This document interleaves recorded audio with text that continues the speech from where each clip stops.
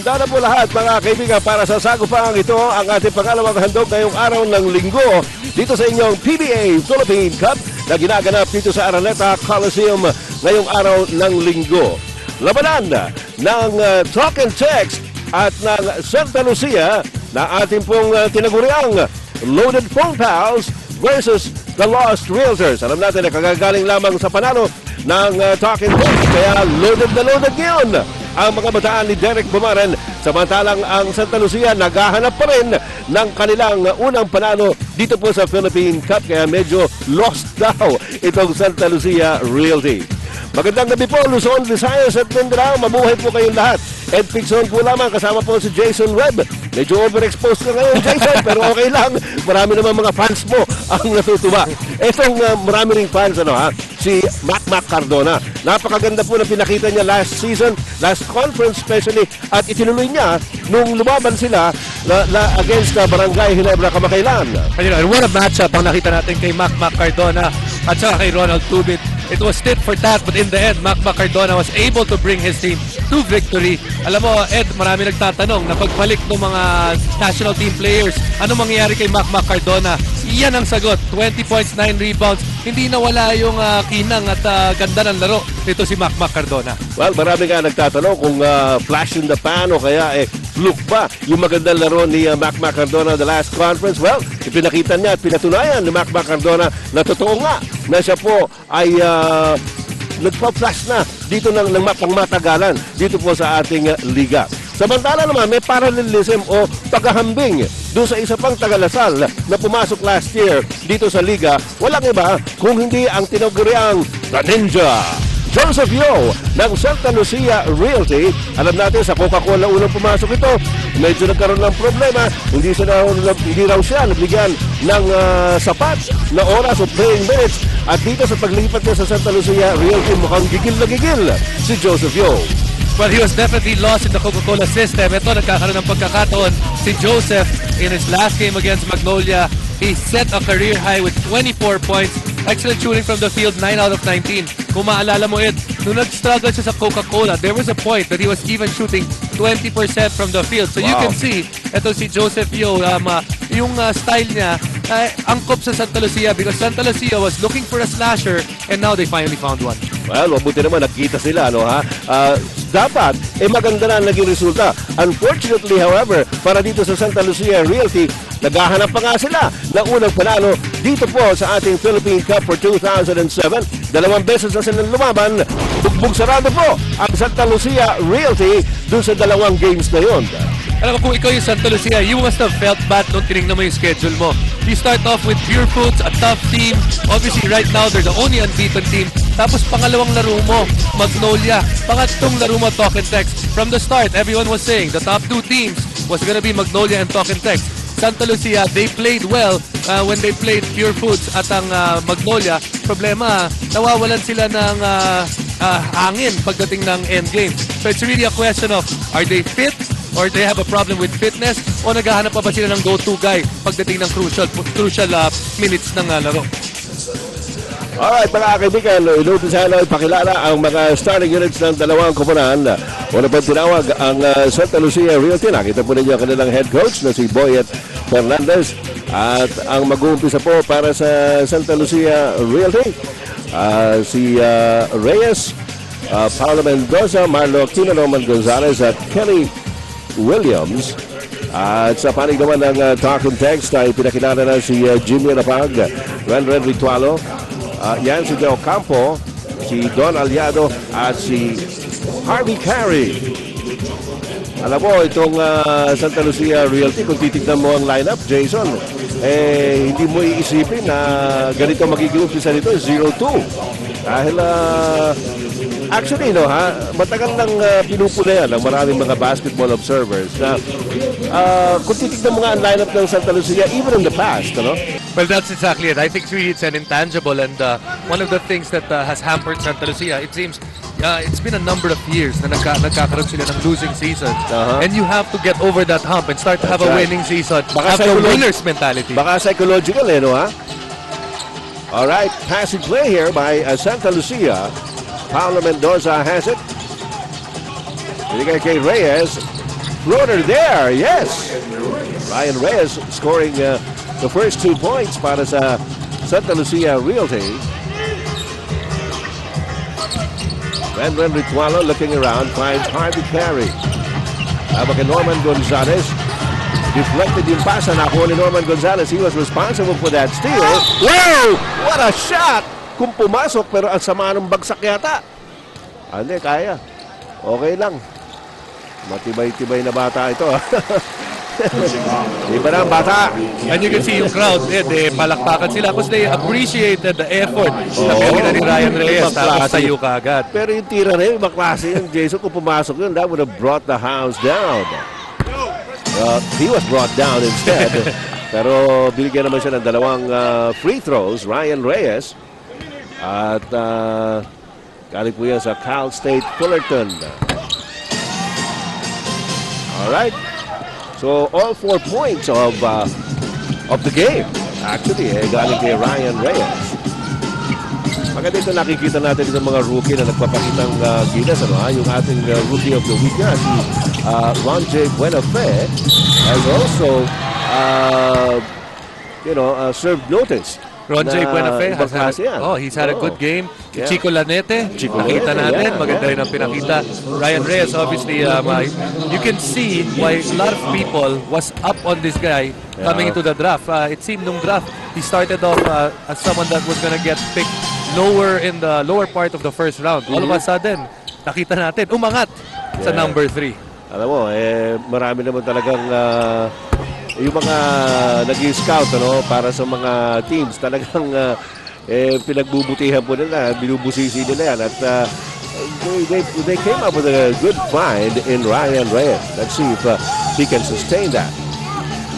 Ito siya. Ryan Reyes against Ritualo.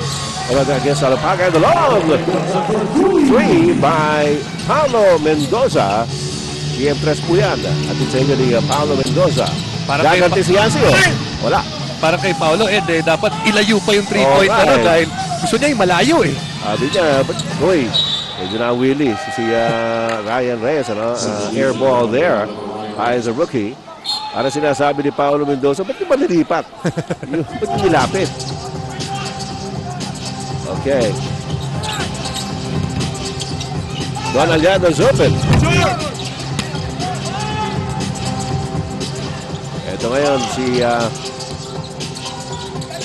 Denok Miranda, who has just come into the ball game. Hindi ba pinalitan si Reyes, But right now, ito si Ryan Reyes. He's on the bench and you can see him on the top of your screen.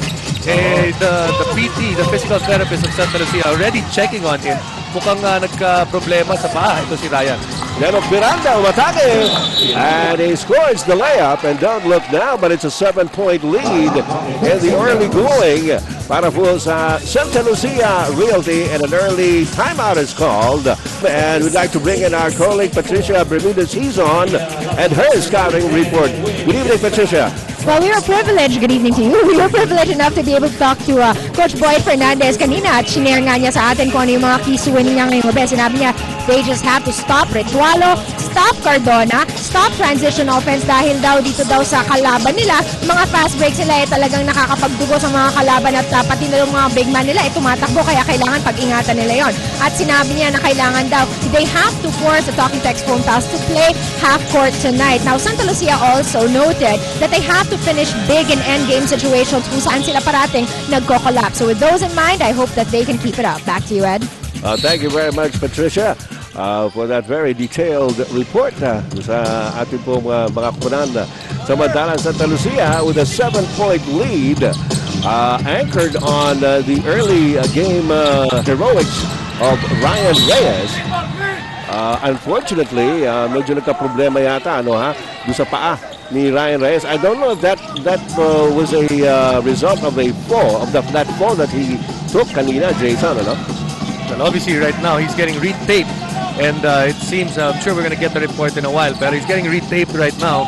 At kaya pala tinira niya kaagad yung air ball na yun because he just wanted to get out of the game. Okay. Kaya nga, medyo nagulat tayo, As a jumper by Paulo Mendoza and Yancy Del Campo gets the rebound para sa Talking Text. Renren Ritualo. Fires for three. Yes. TM3 yan. Galing kay Renren Ritualo. At Ed, magiging tough matchup yan para sa Santa Lucia. You look at the guys, the guards on the floor right now for Santa Lucia. Renren is a full 2 inches taller than them. So anytime tumira si Renren sa labas, kitang-kita niya yung ring. And the layup by Denok Miranda, who came off the bench and picked up from where Ryan Reyes left off. Here's Renren Ritualo.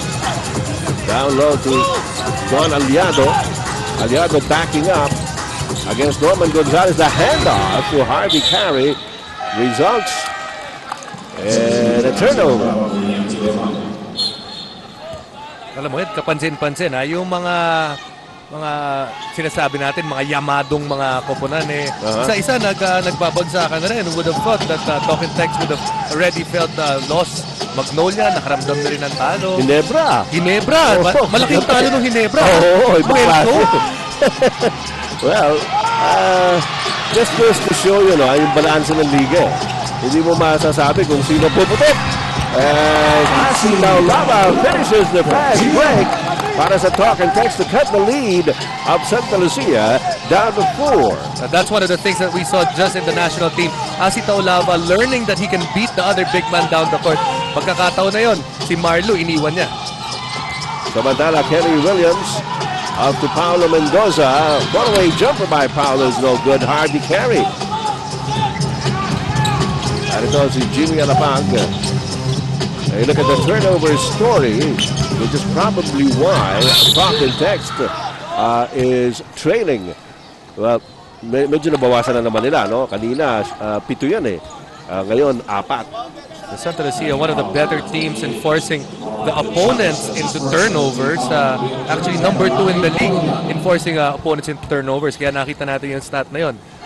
Living up to what Santa Lucia does. Don Aliado misses on the first.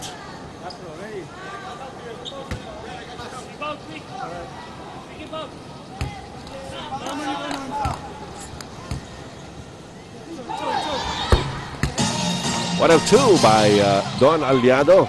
And the lead of Santa Lucia is down to 3. 7:23 remaining. First quarter po tayo. Denok Miranda to Paulo Mendoza. Momentarily open. That's all he needed. 2-pointer lang yan. Long 2 for the 5th point of Paulo Mendoza. Sarap na nagbabantayan si Mendoza at saka si Ritualo.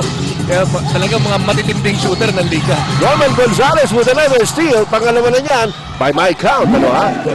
Si Norman Gonzalez has been a stalwart in defense para sa Santa Lucia. Jimmy Alapag threading the needle there. And Denok Miranda recovers the loose ball para sa Santa Lucia. He goes all the way, not quite. The pass off, however, stolen by Asi Taulava, and Alapag is away.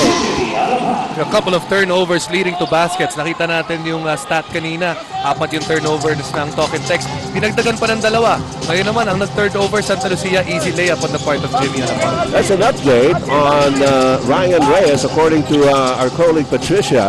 Nabugbog lang daw yung paa ni Reyes. He's okay. And we expect him to be back in the game sometime soon. Jolene! Marlo Aquino.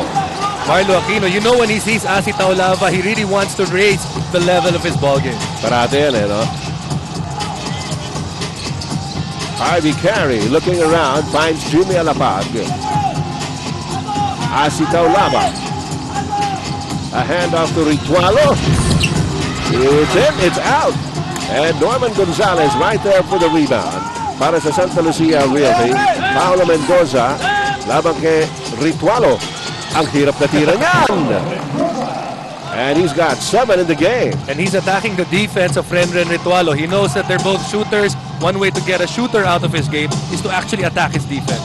Yeah, yes. Nakaka-demoralize niya. Tsaka nakakapagod eh. Whoa! Sapal Especial from the back, from behind. Galing kay Paulo Mendoza on Renren Ritualo.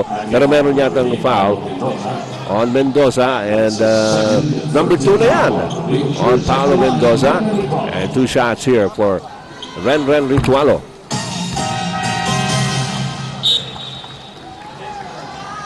Renren has 4 points so far. Ito, pumasok na si Joseph Yo para sa Santa Lucia Realty. Pinalitan si Paulo Mendoza who settled with 2 fouls. Okay, you see the stat sheet or the info sheet on Ren. Pumasok yung dalawa, slashing the lead of Santa Lucia somewhat down to 7 at 19-12. Marlo Aquino against Asi Taulawa.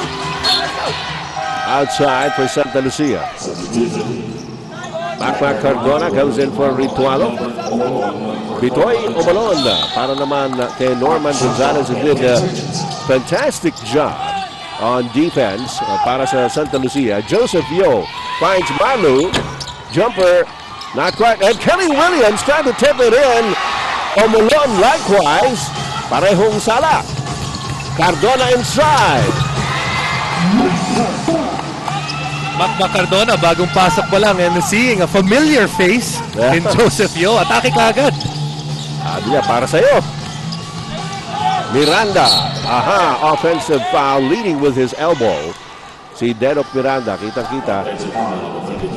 Right now, you can see second units for both teams now on the floor. Dito natin makikita yung depth at saka yung strength na sinasabi nila ng Talk 'N Text on paper, napakalalim. So, this is where you'd expect them to start getting some headway dito sa kalamangan ng Santa Lucia. Right now, it stands at 5 points. Kanina, it was high at 9. Alapag handing it off. And inside to Hardy Carey from Jay Washington. Picked up by Dennis Espino. Joseph Yo flies high. Banks it in. Kaya naman tinawag talaga to si Joseph Yo, the ninja. The moves that he shows is just pang ninja talaga eh. Kulang na lang mag-somersault sa ere. Asi. And Kelly Williams, the rebound. Fast break play, Omolon. His pass is deflected by Asi Taulaba. Nice pick by Bitoy Omolon. A good job on the part of these realtors. You can see a lot of them not afraid of Asi Taulaba, not afraid of the big men of Talk 'N Text. Patuloy yung atake nila and trying to get layups. At saka yun ang kumpiyansa, no? Built by a couple of years of experience in the PBA as Hardy Clary overshoots. Narito ngayon si Joseph Yo looking inside. Dennis Espino ay nasa ilalim.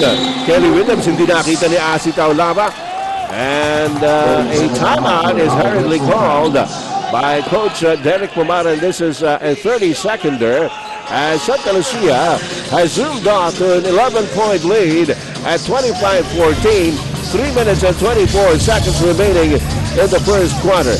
Nakita po niya yung unang tira ni Macmac Cardona as he came off the bench in this game, and Joseph Yo retaliating on the other side with a fancy layup.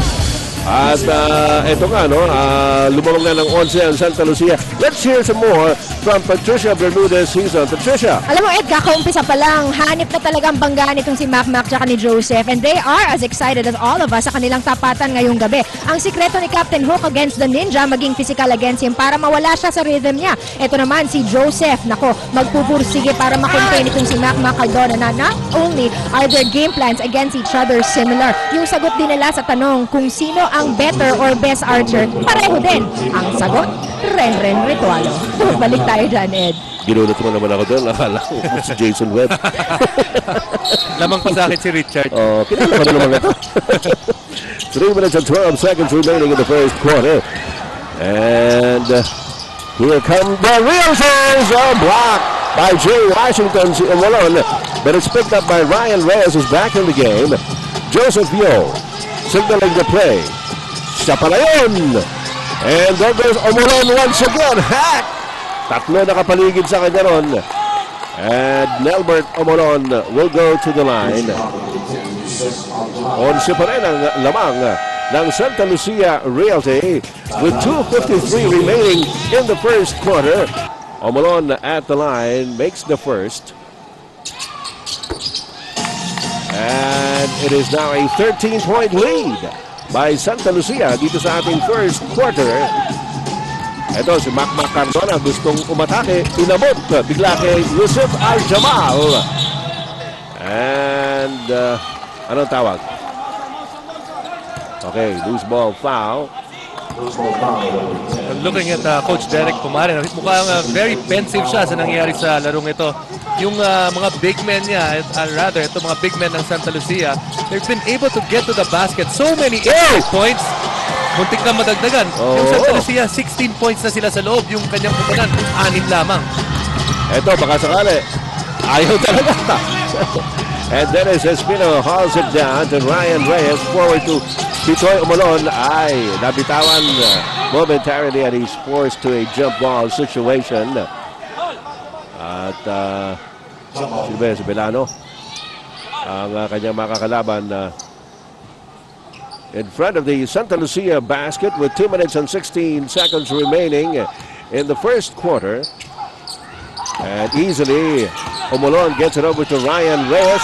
Off the glass. Accurately put up shot there by Ryan Reyes.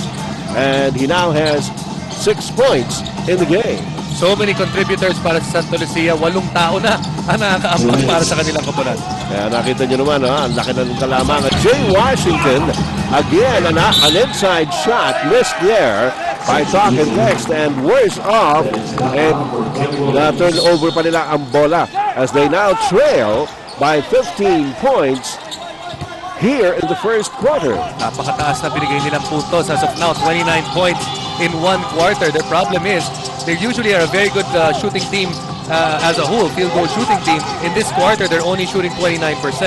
Well, that certainly needs to be addressed as Joseph Yo comes up with a baseline drive and the left-handed layup off the bench. Joseph Yo now has 4 points. Para sa Santa Lucia, nakaka-shoot na nga sila.